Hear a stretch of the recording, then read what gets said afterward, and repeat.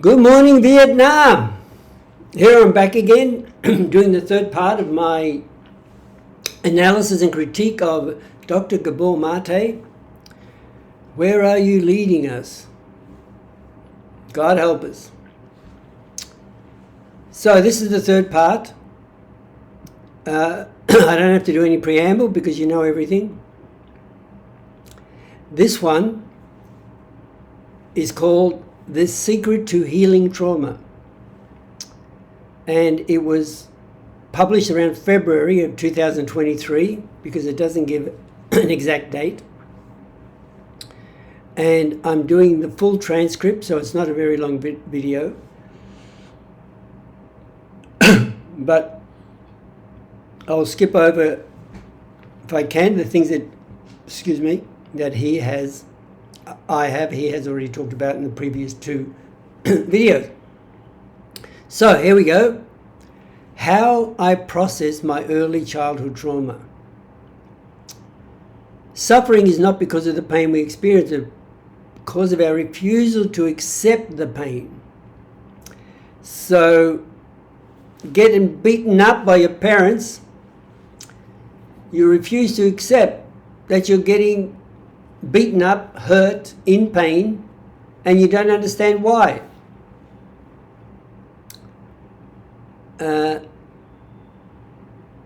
Yes, well, I guess getting beaten up is normal. Quoting him, and I just really got that very clearly very recently. Again, this is a year ago, just over a year ago. So all my life I've been carrying around the pain and the resistance to the pain of what happened to me in infancy and what happened to my family.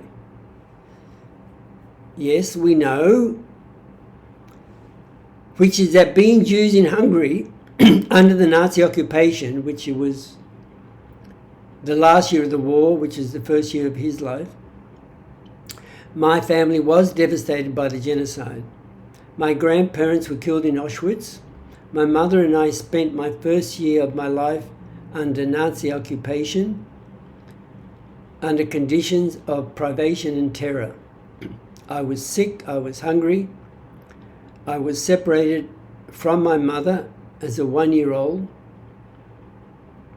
and all that left a deep imprint in my brain and in my mind and in my body. I comment, this is the real childhood traumatic experience he has suffered. At least the first childhood experience he suffered was that he was sick and he was hungry. And of course, the major one, of course, was the separation from his mother. It cannot get more traumatic than that, I believe. So based on that childhood, infant travail, I comment, what is strange to me is that he didn't know his grandparents. Therefore, his mother must have made him feel this way about having more than just that those initial traumatic experience, which I'll read in a second, that I went ahead of myself, but I'll read it. You, Gabor, a friend of his said to him, have always had this loyalty to your grandparents who were killed in Auschwitz and all the suffering in the world. And you've always made yourself believe that for you to be happy or to experience joy is to betray all that suffering. Well, this is going to be my point. Obviously, he was told about all the family that passed away, got killed, murdered under the Nazis. But how this information was passed on to him by his mother especially is crucial on whether it becomes a traumatic experience. So obviously to me, she traumatized him in some way.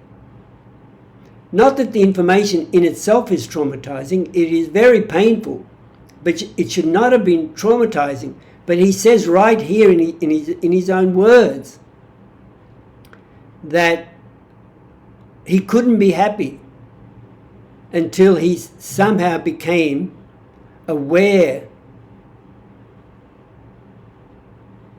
or that he would be disloyal to his grandparents if he became happy. So his mother must have said it in a way that traumatized him. And this is a really big key, which I don't think is really, from all the videos I've watched of him, that he has answered. And I write, he did not know his grandparents, so why such a connection? Grandparents died in concentration camp. Does he feel if he becomes happy, he betrays them? Did he ask himself that? So that was the next major, it appears, traumatic experience for him. And maybe it's one of his biggest struggles. He goes on, and it really hurts, you know, and that stuff really hurts. But what creates the trauma is not that something hurts. Okay? How we've been taught to deal with trauma, but that we don't know how to be with that pain. Something happened to him. We are not taught, I write, we are not taught how to deal with trauma or to follow the pain associated with it. We do not even know that it exists unless you go searching for it.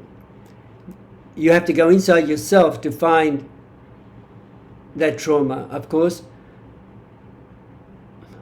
almost anybody on the planet doesn't go searching for trauma, doesn't go searching for pain. They will live their lives not knowing anything about it. Most of the people I've met will go on with their lives without knowing or wanting to find out about this trauma, find out anything about this trauma, how it's affected them, the choices they've made as adults, the choices they will keep making, and what the trauma has done to their lives negatively, of course. Of course, you can do things to your own life positively. That normally takes a lot more effort. So, go inside yourself, of course. I write, want to answer these type of questions. Why am I the way I am? Basically unhappy. Almost everybody I know is unhappy. This was my question when I was 23 years old. 23, yes. Why am I angry all the time? Yes. Why are you behaving this way? Yes, sometimes I behave like an absolute lunatic and very angry. Or why did I become an engineer? Why do I marry? Why do I date these types of women? Well, I know why. But can you fix it? Very, very, very, very slowly, or in my case, some of the things I've learned about myself, I couldn't fix. I keep making the same mistakes. Hasn't killed me, but it sure has made me lose a lot of money. So he writes, so we build all these defenses against it. We close our hearts. We try and do too much to fix things. We take on too much responsibility, or we deny responsibility altogether. So that's all true. I mean, people get married, not that I'm a fan of marriage. People have kids, not that I'm a fan of kids. Or they want to start a business, but they're not really good at it. Then they work their asses off to make it work and kill themselves doing it. I write, we build these defenses against it by doing all the things I mentioned above. Like another example is simply becoming obese.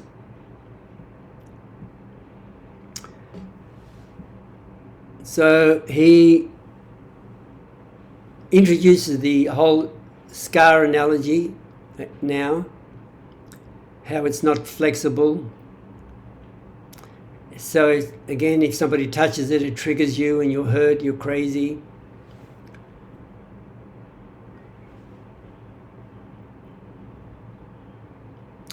And he writes,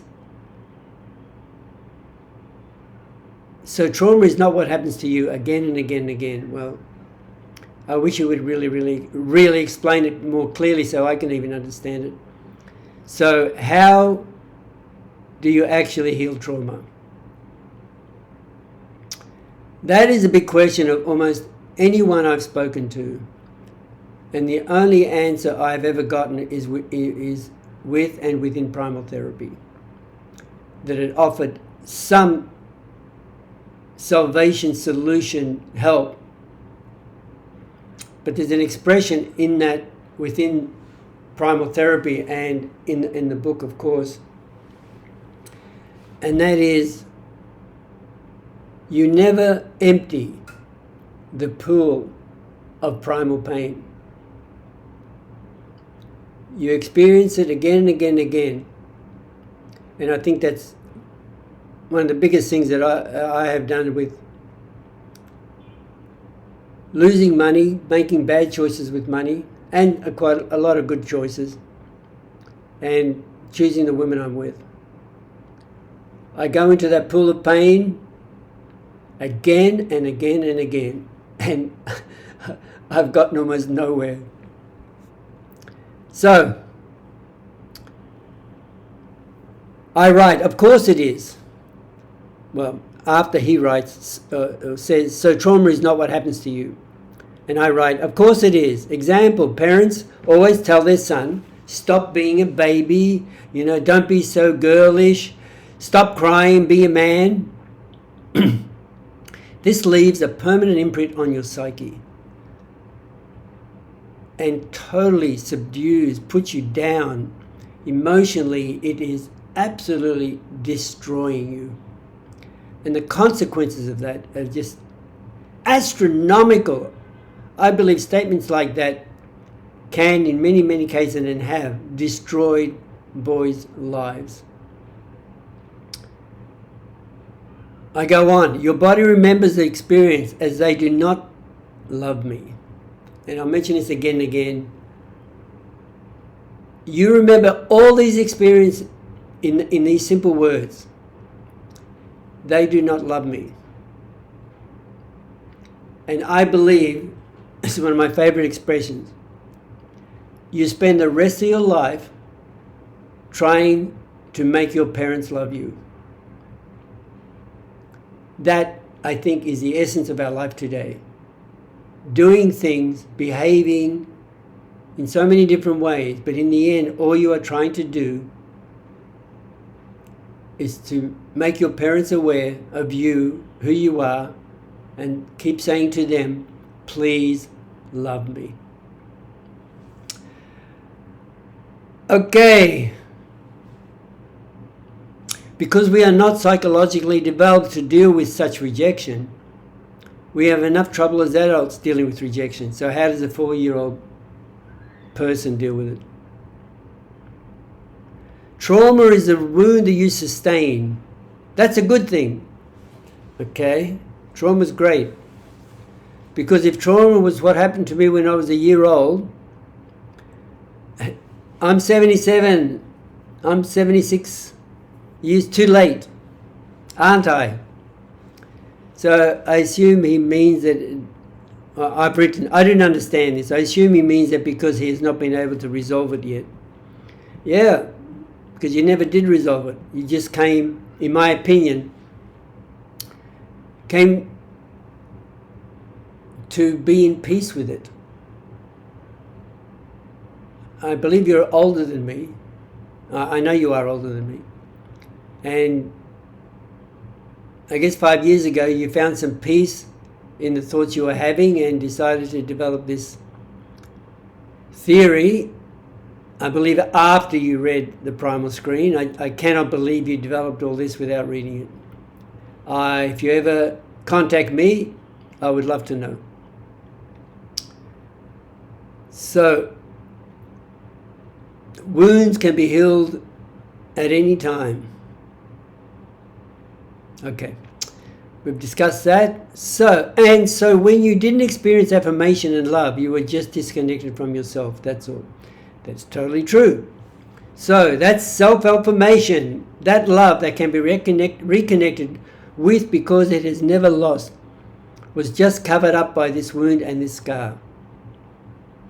I write in very big red letters, of course it's lost.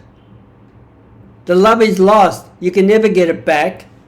All the time you're growing up, where your parents are not saying or doing to make you feel like you're being loved, it's lost. You never get it back. It's like getting old. It's same as me right now in sarcopenia.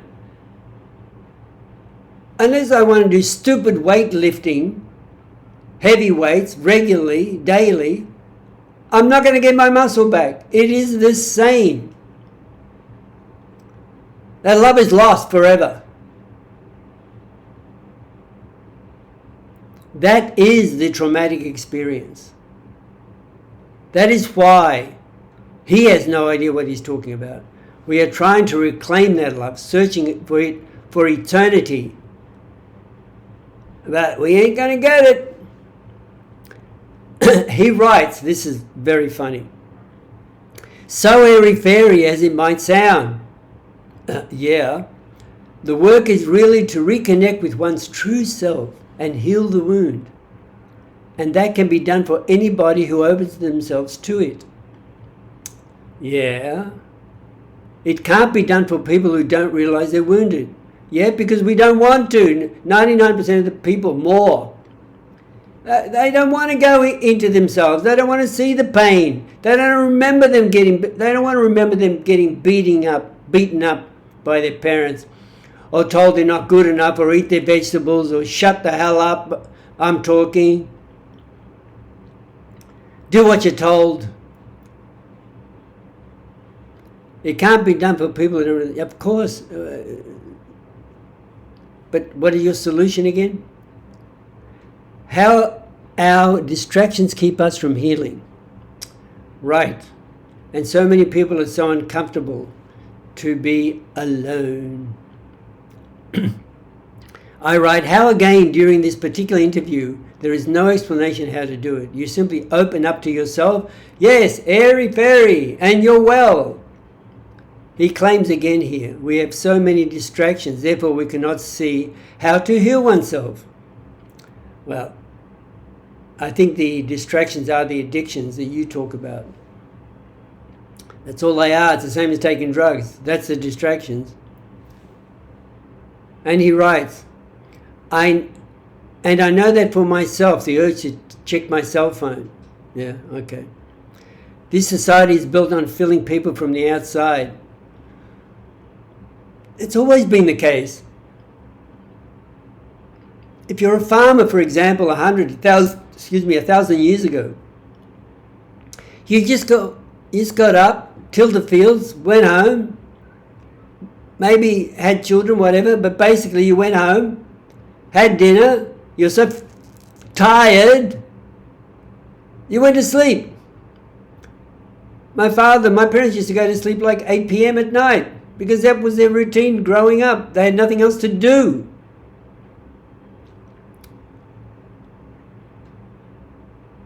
And that's why it's also addictive, because so many of us grew up with that emptiness. We all grow up with that emptiness. But I write, not necessarily.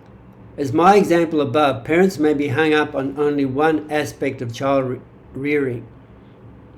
Example, be a tough son, tough love. But love you the rest of the time.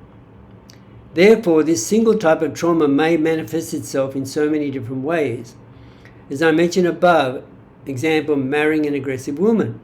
Maybe this is your only major negative thing in your life. But the rest is great, it's livable, it's bearable. Remember, of course, you may totally not be aware of the results of this traumatic experience. Again, most people don't want to know about it. Almost everyone. It is a relatively small traumatic experience. Well, they were lucky. Relative to say.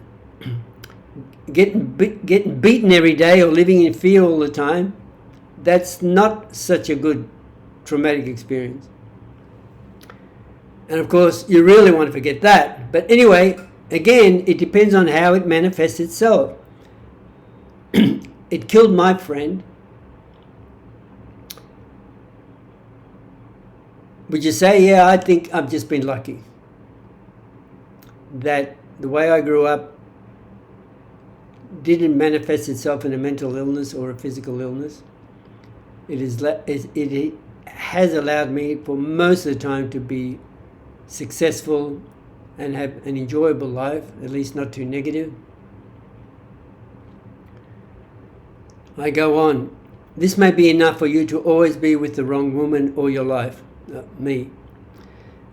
For me, I have lived in fear all my life and it still affects me today. And my father has been dead for 40 years. Yeah, well, that's the effect. Sorry, that was where it all originated from. As I just said, it's affected me in many ways, but I will get to that more in my personal video. He goes on, and then we need to fill it with our activities, our acquisitions, and so forth, our ideologies. He writes, so healing does require the willingness to really experience oneself with the way one really is in the body and in the mind and in the heart. Yeah, how? How are you going to get there? Okay, you can get there, you know all this, but does it make you feel happy? Is it resolved? No. What, you can see a psychiatrist, you can do dangerous activities to get so high, like rock climbing. He has no answer on how to experience oneself. He goes on, I'm not interested in hope. I'm not interested in hope. And I write, well, now he is not Barack Obama. I don't know what's going to happen. What I do know is that I'm here now and you're here now. Well, there you go. We've solved it again.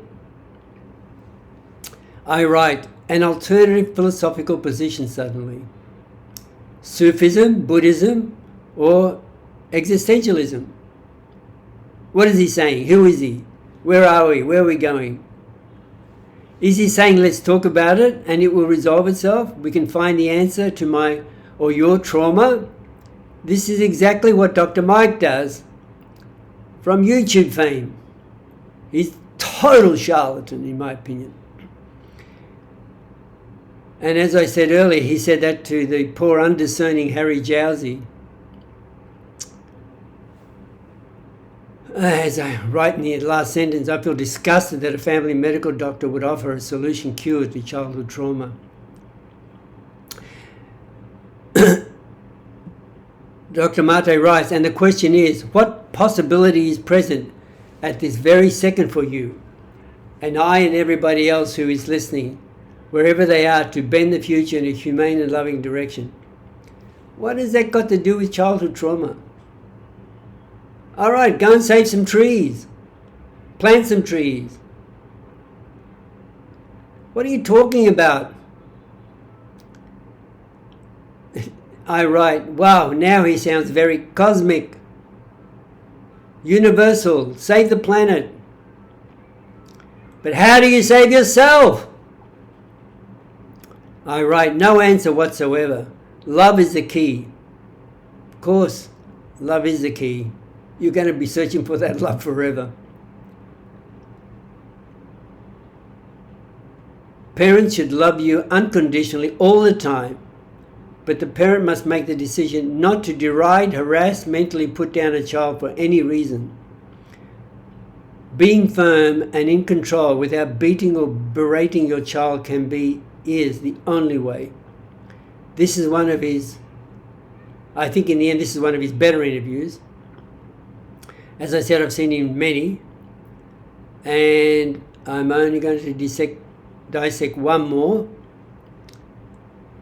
And again, he's not an expert on this subject. I write finally, Dr. Mate gives us no answer whatsoever to his statement, the secret to healing trauma. And of course, the root cause of trauma. This is what happens when you interview too many times. Your discussions become incoherent and sounds mumbo jumbo, a seance. Yep, thanks so much.